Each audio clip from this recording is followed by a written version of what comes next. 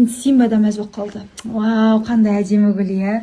Көңіл көңілден су ішеді деген осы. Әйтпесе гүл жетеді ғой. Бірақ қараңызшы, осындай шетелде тұрса да заказ беріп, еңбектеніп, ықыласын білдіріп гүл жіберген үшін сондай риза болып тұрмын. Ал ас болсын, Симбада бір тәтті жеп қалды. Еще гүлдің аты қандай күшті. Жанерке деп па? Сен мен кеттім енді. Іштен оқып тұрғандар. Телефон ұстаймын дейді мына. Иә, қолым десем, телефон жоғарғысың жоғары қарайды. Отырғаш белі. Неске етеді. Ойыншық деп отыра оны. Иә. Не құс тастағансың маған? Тұрын көрдің оны? Сатпақты. Чаттағым-ау, чаттағым. Сосын. Иә. Әлсін оянып, басын көтеріп отырады да қайта жатады.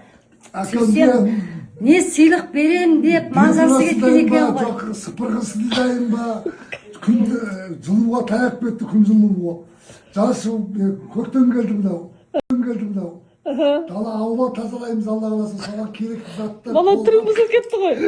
Мен басқа көрмесем. Алтын деп айтама десеңіз ғой, иә. Ой, құрсын. Соны ойланып жүрсің бе? Ойланбай-ақ қой. Ұйықтай берді. Уайымдамай. Ай, маған су бере салың. Уайым қайғысыз. Ай, маған су бере салың. Уайым қайғысыз, ұйықтай беріңіз лучше. Осы сыпырғыш беретін уайымдамаңыз. Қазір біз сол закуп жасауға шығып бара жатырмыз үйге. Ертеңгі күнге жақсылап бүгін енді күні түні дайындау керек. Бірінші закуп жасаймыз, сосын үйге келіп үйдің уборкасын жасаймыз.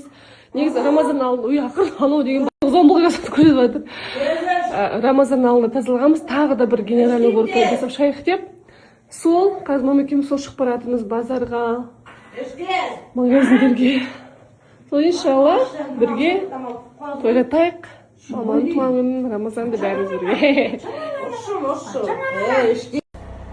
Уже жаңа папа айтпай.